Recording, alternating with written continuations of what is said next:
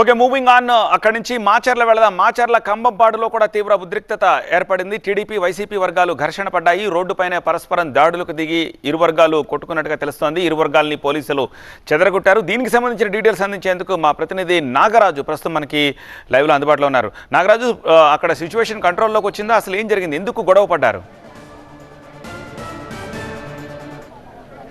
అయితే మాచర్లో చెదురుమదురు ఘటనలు కొనసాగుతూనే ఉన్నాయి. కానీ ప్రశాంతంగా పోలింగ్ అయితే జరుగుతుంది. పోలింగ్ స్టేషన్ల బయట ఎంత గొడవ జరుగుతున్నా కానీ ఓటర్లు మాత్రం పోలింగ్ కేంద్రాలకు వచ్చి పోలింగ్లో పాల్గొంటూ తమ ఓటు హక్కును అయితే వినియోగించుకుంటున్నారు. ప్రస్తుతం మనం ఇది మాచర్ల పట్టణానికి 10 కిలోమీటర్ల దూరంలో ఉన్న మండాది అనే ఒక విలేజ్లో ఉన్నాం. ఇక్కడ చూడవచ్చు దాదాపు ఇప్పుడు సమయం దాదాపు 1:30-2 అవుతున్నా కానీ ఇంకా క్యూ లైన్లో అయితే బారులు తీరే ఉన్నారు. పెద్ద ఎత్తున ఇటు మహిళలు ఉన్నారు, మరొక వైపు జెంట్స్ కూడా తమ ఓటు హక్కును వినియోగించేందుకు క్యూ లైన్ల వద్దకు వచ్చిన పరిస్థితి అయితే కనిపిస్తూ ఉంది. అయితే మాచర్ల నియోజకవర్గంలో పలు చోట్ల అయితే ఘర్షణలు చోటు చేసుకున్నాయి. ఉదయం రెంటాలలో మొదలైన ఘర్షణ, రెంటాల వెళ్ళిన బ్రహ్మారెడ్డిని కూడా అక్కడ కార్ల మీద దాడి చేసి కారద్దాలన్నీ కూడా పగలగొట్టిన పరిస్థితి అయితే కనిపిస్తూ ఉంది. మరొక వైపు ఎక్కడైతే పాల్వాయి గేటు వద్దకు వెళ్ళిన ఎమ్మెల్యే పిన్నెల్లి రామకృష్ణారెడ్డి వాహనంపై కూడా రాళ్ల దాడి చేశారు, కారద్దాలన్నీ కూడా పగలగొట్టారు. మరొక వైపు పలు గ్రామాల్లో తుమ్మురుకోటలో కూడా ఈవీఎంలు ధ్వంసం చేసినట్టుగా తెలుస్తుంది. దానికి సంబంధించి ఇంకా అయితే ఈవీఎం ధ్వంసమైన తర్వాత అధికారులు అక్కడ ఎటువంటి చర్యలు తీసుకున్నారనేది కూడా తెలియాల్సి ఉంది.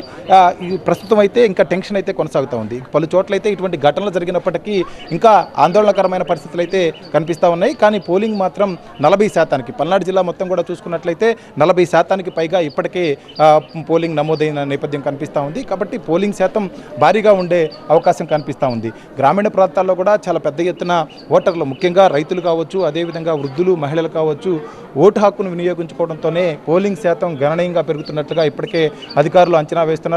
సాధారణంగా ఈ సమయంలో కొంత పోలింగ్ కేంద్రాలకు వచ్చిన క్యూ లైన్లు తగ్గుముఖ పట్టాయి. కానీ ఈసారి అటువంటి పరిస్థితి కనిపించట్లేదు. ఉదయం 7 గంటలకు ప్రారంభమైన ఏదైతే ఈ క్యూ లైన్ల వద్ద బారులు తీరి ఉన్నారో వారంతా కూడా ఇంకా దాదాపుగా 50% వీళ్ళంతా ఓటేయడానికి కూడా 1 నుంచి 2 గంటలు పట్టే అవకాశం కనిపిస్తూ ఉంది. దాంతో కొంతమంది కూర్చొని సేద తీరుతున్న పరిస్థితులు అయితే మనం ప్రస్తుతం విజువల్స్లో చూస్తున్నాం. ఒకవైపు నుంచి ఇక క్యూ లైన్లో భారీగా ఓటర్లు నిలబడి ఉండగానే బయట నుంచి వచ్చేవారి సంఖ్య కూడా క్రమంగానే పెరుగుతూ ఉంది. అయితే కొంత క్యూ లైన్లు అయితే మాత్రం ఉదయం నుంచి పోలిస్తే మధ్యాహ్నానికి కొంత తగ్గుముఖం పట్టాయి.